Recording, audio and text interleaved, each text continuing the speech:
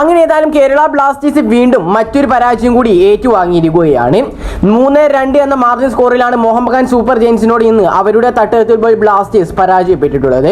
ഏതായാലും ഇന്നത്തെ മത്സരത്തിലേക്ക് വരുമ്പോൾ എക്കാലത്തെയും ബ്ലാസ്റ്റേഴ്സിന്റെ ആരാധകർക്ക് എല്ലാവർക്കും വളരെയധികം ആകാംക്ഷയും ഒരുപോലെ പ്രതീക്ഷയും കൂടാതെ തന്നെ ഒരുപോലെ ടെൻഷനും ആക്കിയ ഒരു മത്സരമായിരുന്നു ഇന്നത്തെ മത്സരം എന്നുള്ളത്.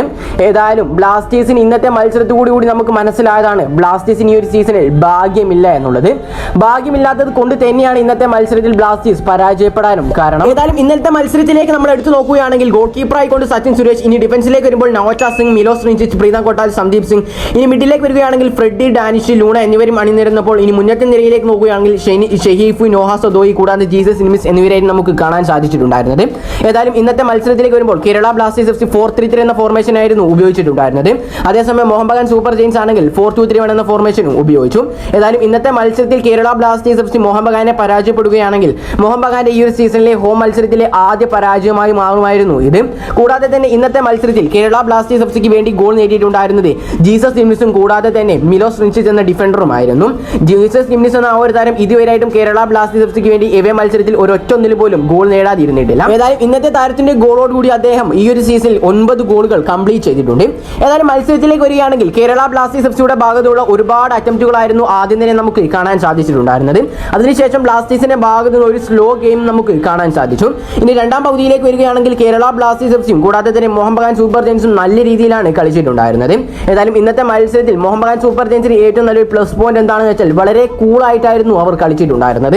കിട്ടിയ അവസരങ്ങളെല്ലാം മുതലെടുക്കുകയും അത് ഗോളാക്കി മാറ്റുകയും ചെയ്തിട്ടുണ്ടായിരുന്നു. ഇന്നത്തെ മത്സരത്തിൽ നമുക്ക് ആരെയും കുറ്റം പറയാൻ സാധിക്കുകയില്ല. കോച്ച് മിക്കാൽ സ്റ്റീറെ ആണെങ്കിലും ബാക്കിയുള്ള എല്ലാ പ്ലേയേഴ്സ് ആണെങ്കിലും വളരെ മികച്ച പെർഫോമൻസ് തന്നെയായിരുന്നു കാഴ്ചവെച്ചിട്ടുണ്ടായിരുന്നത്. കൂടാതെ അതിനുശേഷം മിലോസ് റിഞ്ചിച്ചിന്റെ ഒരു ഗോൾ നമുക്ക് കാണാൻ സാധിച്ചു. മിലോസിന്റെ ഭാഗത്ത് നിന്നും ഗോൾ വന്നതിന് ശേഷം അദ്ദേഹത്തിന്റെ മികച്ച പ്രകടനം തന്നെയാണ് നമുക്ക് പിച്ചിൽ കാണാൻ സാധിച്ചിട്ടുണ്ടായിരുന്നത്.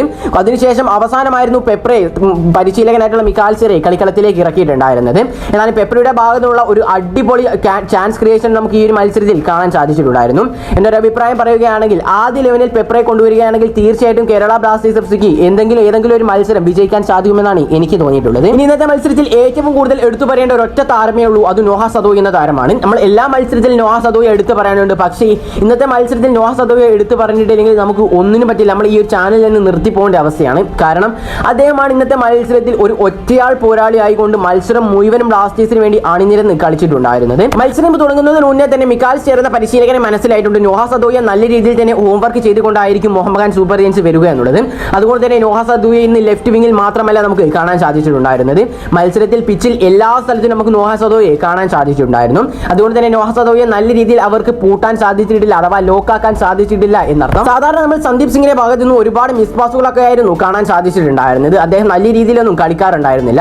പക്ഷെ ഇന്നത്തെ മത്സരത്തിലേക്ക് വരുമ്പോൾ ഒരുപാട് ക്ലിയറൻസുകളും കൂടാതെ തന്നെ അടിപൊളി ക്രോസുകളും നമുക്ക് കാണാൻ സാധിച്ചിട്ടുണ്ട്. കൂടാതെ തന്നെ ബാക്കിയുള്ള താരങ്ങളുടെ എല്ലാം തന്നെ ബുള്ളറ്റ് ഷോട്ടുകൾ നമുക്ക് കാണാൻ സാധിച്ചു. പക്ഷേ നിർഭാഗ്യവശാൽ ഇന്നത്തെ മത്സരത്തിൽ കേരള ബ്ലാസ്റ്റേഴ്സ് FC പരാജയപ്പെടുകയായിരുന്നു ചെയ്തിട്ടുണ്ടായിരുന്നത്. ഏതായാലും Mohun Bagan super giants goal നേടിയിട്ടുണ്ടായിരുന്നത് മത്സരത്തിന്റെ 32ാമത്തെ മിനിറ്റിലും കൂടാതെ തന്നെ 85ാമത്തെ മിനിറ്റിലും കൂടാതെ അവസാനത്തെ 94ാമത്തെ മിനിറ്റിലുമായിരുന്നു.